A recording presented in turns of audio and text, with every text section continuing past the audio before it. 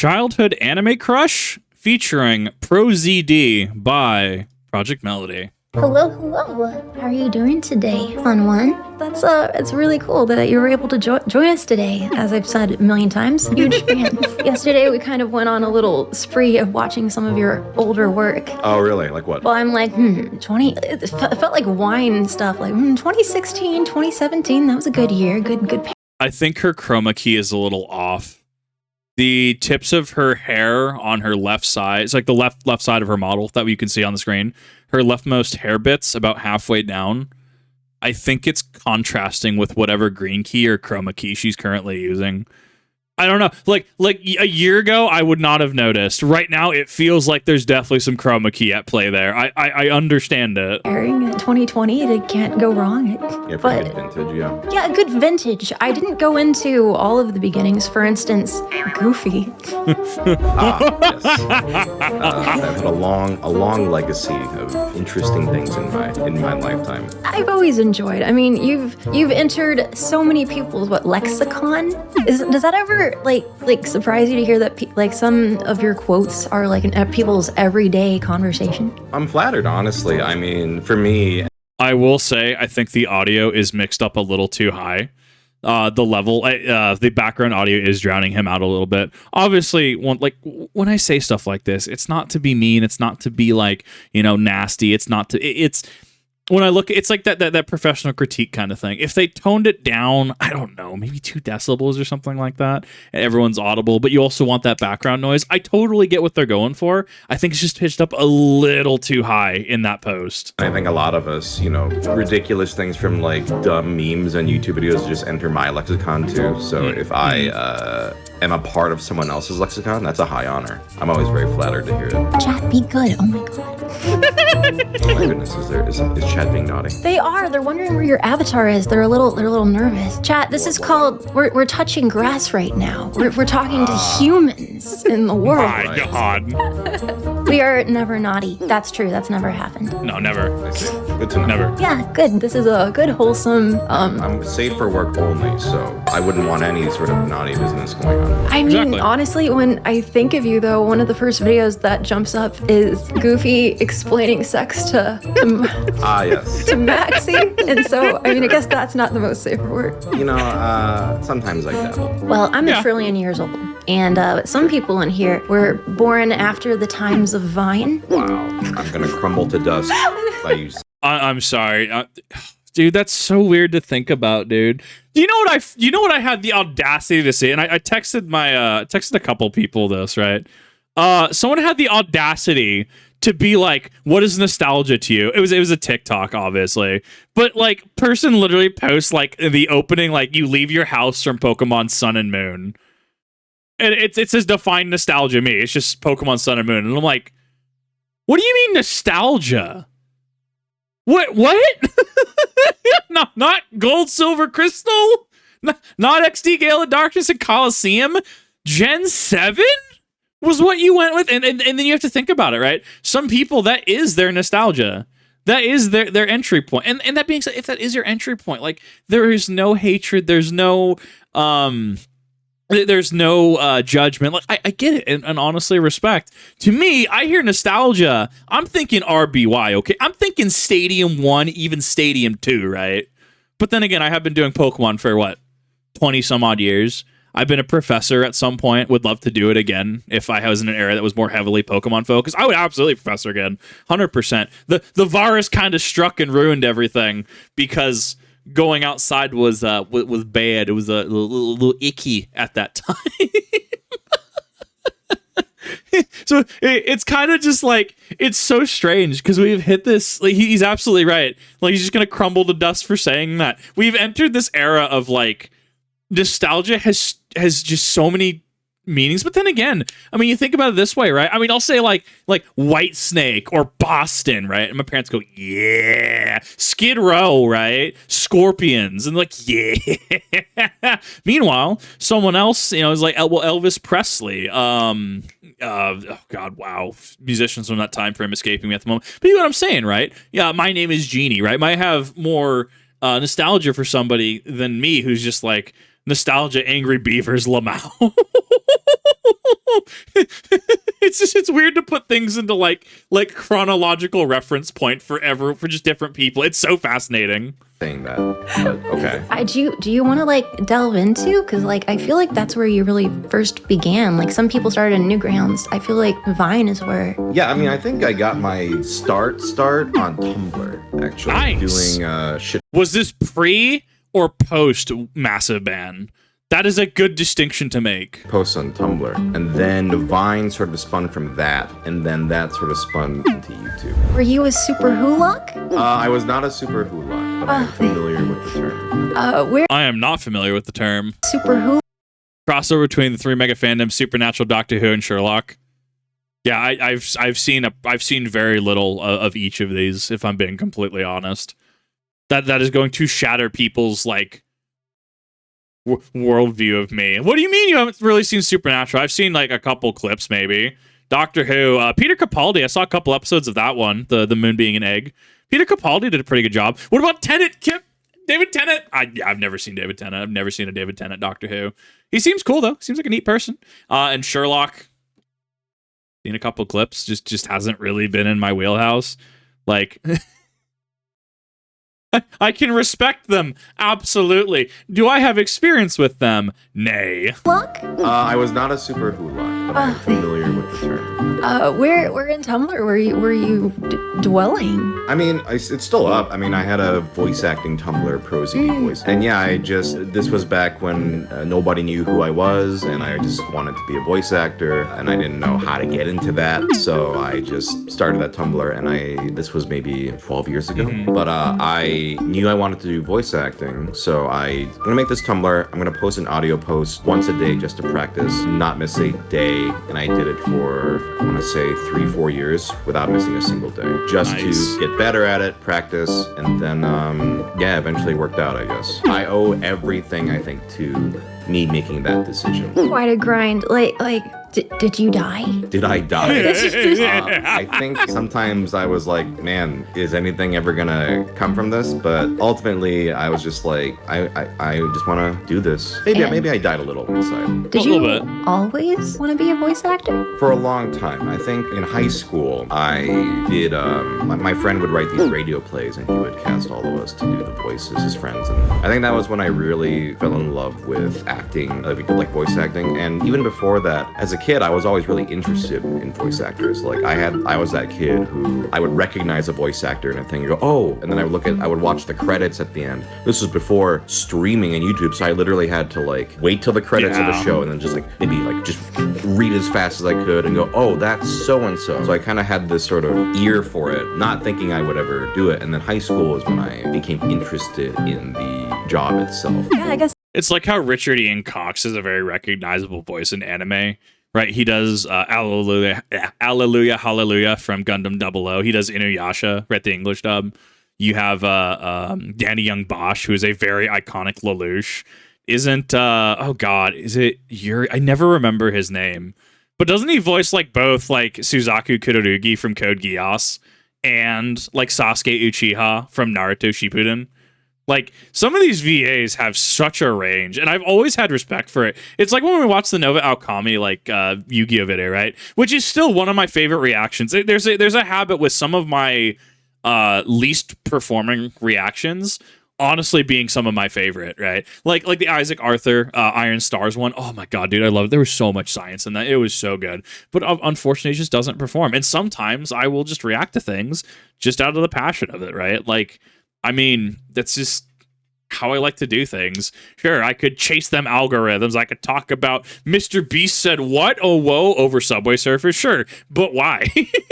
Everyone else and their mother's talking about stuff like that. Like, the passion and like just wanting to do some things. And sure, something, you know, people want to see certain things, right? Like, there's a lot of people that like, you know, me talking about some Projekt Melody videos, right? And I love reacting to Projekt Melody. I think she's really, really cool as a person. I think she's a really cool content creator. Absolutely.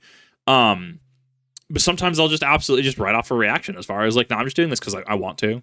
But just the passion aspect of it. I don't expect it to perform well, but who cares, right? So I'll just react to things just because I want to. And I know that a lot of people get a little upset and angry about it, and they're absolutely justified in that. If I'm reacting to something and they're just not into it, you're allowed to not be into it. You're allowed to be like, yeah, no, not super into this Project Melody video, and that's perfectly fine. Like, I respect that decision. Sometimes I just want to react to just things, gestures wildly. Like so many people that all their directions like, oh, I want to be an astronaut. Oh, I want to be a famous chef. And you're like, I want to do anime. Were you part of anime club? I was actually never part of an anime club, surprisingly. I feel like I was a little low key about my weebdom in high school. I was not. Although like my BFF and still my BFF from high school, he and I talk about anime all the time. And whenever I tell people this story, they're always like, this sounds made up. But he was on the football team, and I think he was reading Inuyasha. I knew you were going to say that. I knew it. In a Inuyasha kind of transcends genre. It's like shoujo and shonen and romance and slice of life and action. It kind of transcends. I still do need to finish like final act and stuff. I got through like season 5. Band of 7 was really cool. I need to go into season 6 and 7, and then obviously we have Yashahime now. Class, and I went over, it was like, Inuyasha, that's pretty cool. And that's how our friendship started. I think we all A lot more wholesome than some friendships I've heard started. The amount of friendships that get started by someone stabbing somebody is higher than you would expect. But these people know each other for 20, 30 years. I mean, those friendships just last. can thank Inuyasha for various things. I think Inuyasha and my vocal love of it definitely contributed to my unpopularity in middle school. It was very small, and then I'm the one who's like, I think Sashoru could beat up Goku, and also he has a nice ass. And it was like, are you talking about cartoons? You were attracted? You were just ahead of your time. I was ahead. Yeah. Your culture, you were too cultured for them. Now you are finally recognized for your culture. It's very strange.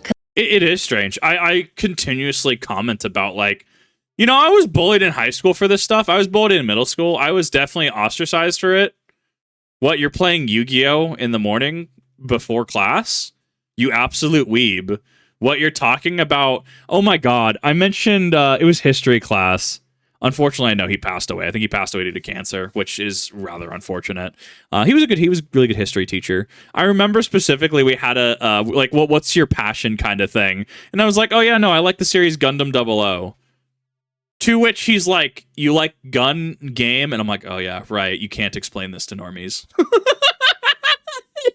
I was also the kid that would just like, I in high school, I definitely remember it's like watching Gundam 00. This is about concurrent with its actual like dub airtime in the US and stuff. Like Sky 7 anime was still around, if that kind of dates where that is. But I mean Gundam 00, Code Geass and stuff. Like, I mean, like, God, I wasn't the kid you necessarily worried about, but I was that kid who was definitely just like super awkward. And like, I reflections of that are seen nowadays, because I've tackled some pretty macro stuff in what I do, right? And it always makes me sad and always makes me worry, because like it makes me feel like I'm like an asset risk or a brand risk for people, right? Because at some point, I would like to do community things with other creators and VTubers and stuff. Maybe I'll participate in a community or in a tournament, right? That someone has like, oh, this VTuber has a Master Duel tournament. Like I can spit in that. But I do feel that some of the topics that I cover, especially, firearm safety, security, education, stuff like that, covering macro events, it's just like, I always feel like I'm such a brand risk. But then I remember I'm also not selling a product to children with moldy cheese. And then I feel a little better about myself. I remember when I was a weekender, like, oh, you play video games? Ew. But if you played like FIFA or Madden, it's like, well, that's fine. Yeah. That's just practicing sports on a picture box. But games were still kind of discouraged socially way back when. But fast forward, and you are in so many things. Your anime brought you all the way up to AAA games. No, yeah, it's very surreal to think about. But yeah, it's been a pretty wild ride, I guess. It's wild. I wasn't a gamer until Yeah. That audio needs to come down a little bit. Once again, not a jab, more of a like critique of in post, this definitely hurts a little bit. Career. And when I started playing God of War, as soon as I heard the squirrel, I said, wait a minute. Let me try something out, actually. Let me bring this down to like 60%. Let me see if this actually fixes it. We're going to go back a little bit. It's wild. I wasn't a gamer until career. And when I started playing God of War, as soon as I heard the squirrel, I said, wait a minute. I know that voice. Toning it down makes a little bit more sense. I think that if you were to watch this and you tune it down to like 60% or something, I think it blends a little better. I think it's because I'm using one earphones. I'm using A40s, which God, they've been tanks for just several years at this point. I'm kind of impressed, and also just max. I think if I look at it through that window, I think the audio becomes a little more fine. But I mean, you'd rather turn down a YouTube video than not be able to turn it up, right? For all intents and purposes. You're in so many things, and it's just like, oh, you have quite a range. Thank you. Appreciate that. No problem. If you had any anime crushes growing up or now, is it the same person or like would it surprise us? My anime crushes. Oh man, I mean like childhood anime crush was like Misty from Pokemon. She's a popular one. It was definitely. Yeah, I have to agree on the Kagome. Obviously, from strictly the lens of childhood anime crush, right? One back in high school. I'm trying to think, who were some of yours? Ryoko.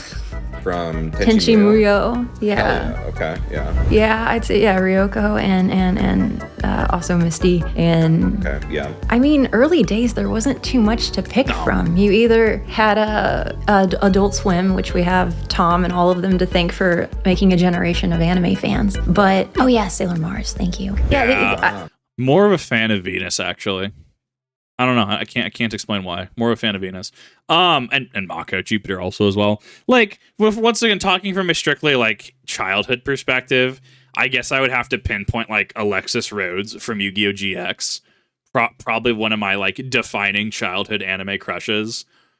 I'd have to see how it's evolved since then, if I'm being completely honest. Like, I'm very, very picky about my anime. And then you also enter weird conversation. It's the Ruby effect, right?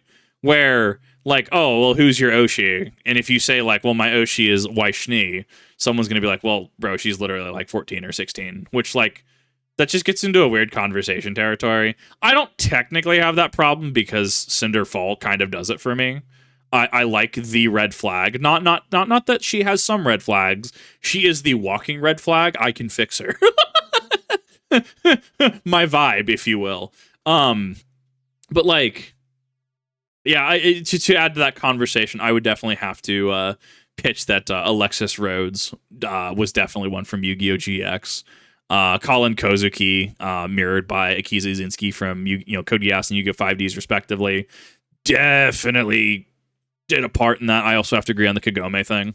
We were beholden to, it's Saturday morning at like 2 a.m. We're going to get one of those anime shows coming on for a half hour. What are your favorite genres? Of anime? Yeah. Slice of life, for sure. Military drama.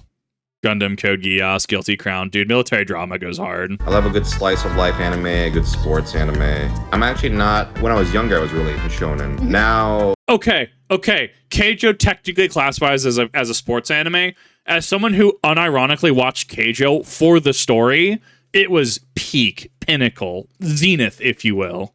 I don't dislike it, but it's not what I necessarily seek out, besides like One Piece. Yeah. Hunter times Hunter. Alchemist. Oh yeah, Hunter x Hunter is good. I like Hunter x Hunter. So funny, when you work in anime, you Never seen it. end up watching less anime. No, Yeah. actually. I think a lot of my peers feel that way. They're like, oh, I don't watch anime anymore because I have to work in it. I'm like, no, I'm gonna watch anime until the day I die. I'm sorry. it has not changed my anime viewing habits at all. Of your human life, how many hours have gone into anime? Mine's not fully up to date. Actually, it's pretty up to date. Looks like I've spent literally 78 days of my existence watching anime. Based. Oh, that's not bad. Exactly, absolutely Tyrells, but what is your favorite anime? honestly, it's default Ghost in the Shell, but now for anything that's not Ghost in the Shell, My Next Life is a Villainous and Beastars. Beastars is great. I gotta give it to Code Geass. Like my literal lock screen is Lelouch C2 and Suzaku. It's like it's a portrait of him. I gotta give it to Code Geass. I physically just haven't seen anything that tops it. Sure, we can absolutely argue Certain missteps Rose of the Recapture did. I thoroughly enjoyed it, honestly. The whole Falbout system, Baron von Luneborg, all that fun stuff. I actually rather enjoyed Rose of the Recapture, but I understand why other people won't. We can definitely have a conversation about how R2 vastly changed the direction of R1, but that's because R1 shifted direction. Like Resurrection, a lot of people didn't like Resurrection because just didn't really focus on the other cast. It's like this is a movie about Lelouch, although even it was a movie about Lelouch. Dude, I can gush on this project like this series all day. I absolutely love it, and I will go through every now and again and rewatch it because it is such a jam-packed series full of morals and ethics, philosophy, tackling macro issues, right? Like calling the Japanese 11s, right?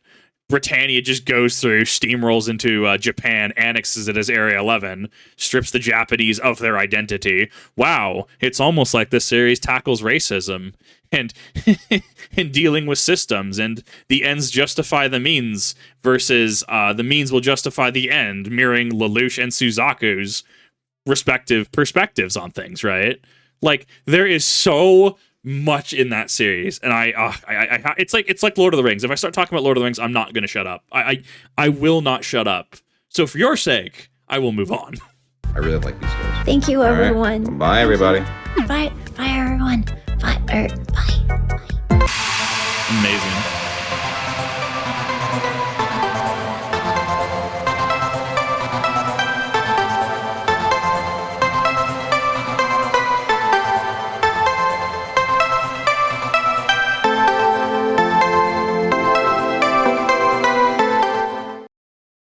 Yeah, I loved it. What a cool video. What a banger, if you will.